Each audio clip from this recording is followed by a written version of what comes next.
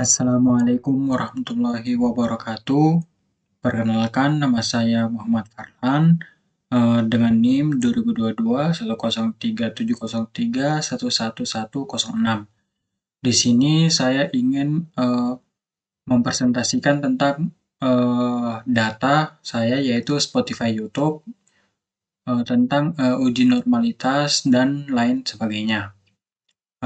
Di sini dapat kita lihat data saya, yaitu Spotify YouTube, yang dimana saya mencari data tersebut di Kaggle, dan habis itu saya mengupload ke Google Colab seperti ini dapat terlihat. Di sini source code-nya itu seperti ini source code-nya. Terus saya pilih file yang dari Kaggle itu. Habis itu jangan lupa diimport library untuk menguji data-data ini. Dan pada source code ini kita memanggil data dari Excel, yaitu data saya di sini ada Spotify YouTube, dan nanti hasilnya akan keluar seperti ini.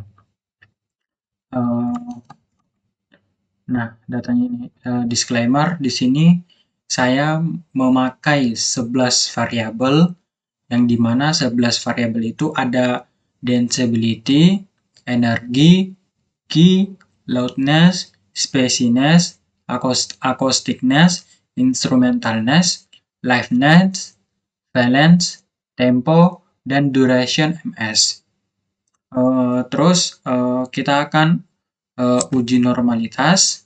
Sebelum saya menjelaskan ini, dapat terlihat di source code-nya itu uji normalitasnya itu seperti berikut.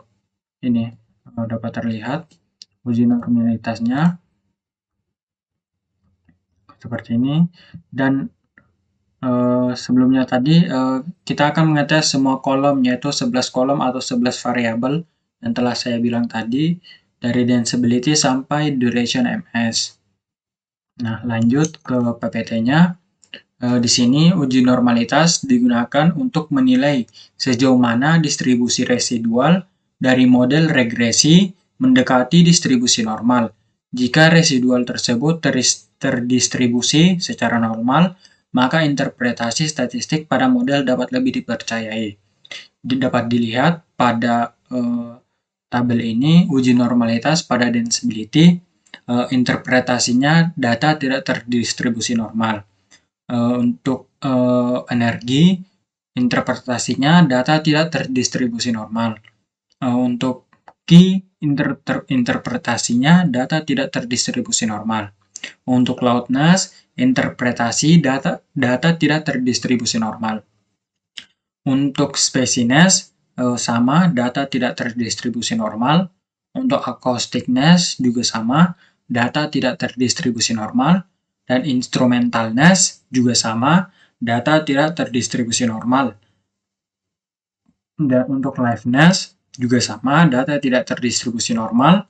Untuk valence juga sama, data tidak terdistribusi normal. Untuk tempo juga sama, yaitu data tidak terdistribusi normal. Dan duration ms-nya juga sama, data tidak terdistribusi normal. Selanjutnya kita akan menguji heteroskedastisitas dan autokorelasinya. Sebelumnya saya akan memperlihatkan di Google Colab-nya source code-nya seperti berikut. Di sini ada uji heteroskedastisitas, dan kita akan menguji menggunakan dua variabel. Menggunakan dua variabel dapat terlihat pada bagian ini, X dan Y-nya. Untuk Y-nya itu danceability dan X-nya itu energi. Nah, di sini dapat dilihat kita akan menguji heteroskedastisitasnya. Ada menggunakan y-test juga, dan Branch-Pagan testnya. Dan juga ada uji autokorelasinya yang menggunakan variabel Y, danceability. Ini saya perlihatkan lagi, ini berupa source code-nya.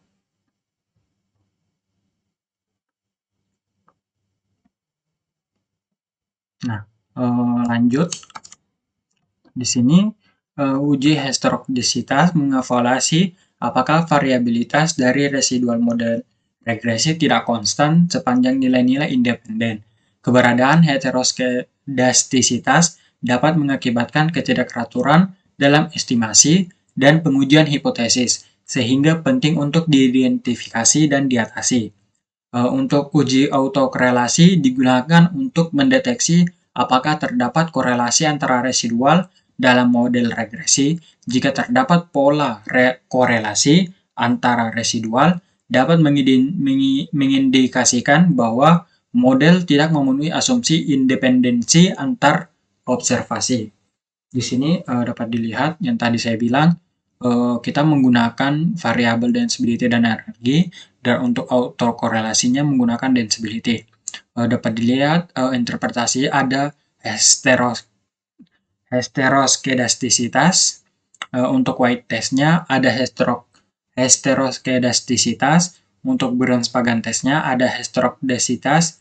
Untuk Darwin-Watson atau autokorelasi terdapat autokorelasi. Selanjutnya kita menggunakan variabel key dan loudness, dan untuk autokorelasinya menggunakan key. Dapat dilihat interpretasi tidak ada heteroskedastisitas. Untuk white testnya tidak ada heteroskedastisitas. Untuk Browns-Pagan testnya juga tidak ada heteroskedastisitas. Untuk Darwin-Watson atau autokorelasi tidak terdapat autokorelasi. Selanjutnya untuk uji heteroskedastisitas dan uji autokorelasi. Dapat dilihat di sini kita menggunakan variabel spesines. Mohon maaf kalau saya perbesar lagi. Di sini kita menggunakan variabel spesines dan acousticness, dan untuk autokorelasi menggunakan spesines. Dapat dilihat interpretasinya tidak ada heteroskedastisitas. White testnya tidak. Untuk white testnya ada heteroskedastisitas. Untuk Browns-Pagan testnya juga ada heteroskedastisitas. Untuk Darwin-Watson autokorelasi terdapat autokorelasi. Selanjutnya menggunakan variabel instrumentalness dan liveness. Interpretasinya ada heteroskedastisitas. Untuk white testnya ada heteroskedastisitas. Untuk Browns-Pagan testnya juga ada heteroskedastisitas. Untuk Darwin-Watson autokorelasi terdapat autokorelasi. Selanjutnya ada ada variabel. Kita menggunakan dua variabel dengan valence dan tempo, dan untuk autokorelasi Darwin-Watson menggunakan valence. Dapat dilihat interpretasi ada heteroskedastisitas. Untuk white testnya tidak ada heteroskedastisitas. Untuk Browns-Pagan testnya tidak ada heteroskedastisitas. Untuk Darwin-Watson tidak terdapat autokorelasi. Selanjutnya di sini ada pemodelan regresi Excel, yang dimana penggunaan regresi Excel ini mengambil 100 data dari 1000 data dan 5 variabel numerik. Nah, di sini dapat terlihat di bawah sini sudah saya tandai. Saya menggunakan 5 variabel. Ada energi untuk X1, spaciousness untuk X2, acousticness untuk X3, liveness untuk X4, dan danceability-nya untuk Y. Begitu juga dengan pemodelan regresi Python, yang dimana sama kita juga menggunakan energi, spaciousness, acousticness, liveness, dan danceability. Untuk koefisien regresi menggambarkan seberapa besar perubahan rata-rata variabel dependen yang diharapkan terjadi akibat perubahan satu unit variabel independen dengan mengasumsikan variabel lainnya tetap konstan. Koefisien ini memberikan informasi tentang hubungan antara variabel-variabel tersebut. Dapat dilihat di koefisien standar error, t-stat, p-value, lower 99%, dan seterusnya. Itu sama untuk regresi bagian Excel dan juga regresi bagian Python-nya. Dapat dilihat di bagian sini, pemodelan regresinya itu sama. Selanjutnya ada uji parsial simultan, regresi, dan kebaikan model. Sebelum itu, di sini saya akan memperlihatkan pemodelan regresi Python yang ada pada data atau di Google Colab-nya. Di sini sebentar saya mencarinya. Nah, terlihat di sini kita memilih 5 variabel numerik menggunakan energi, spaceiness, acousticness, liveness, dan danceability. Nah, di sini example-nya itu dapat terlihat tadi ada energi X1, spaceiness X2, acousticness X3, liveness S4, dan danceability-nya yaitu Y. Oke, selanjutnya uji parsial, simultan, regresi, dan kebaikan model. Di sini saya akan memperlihatkan source code-nya untuk bagian-bagian tersebut.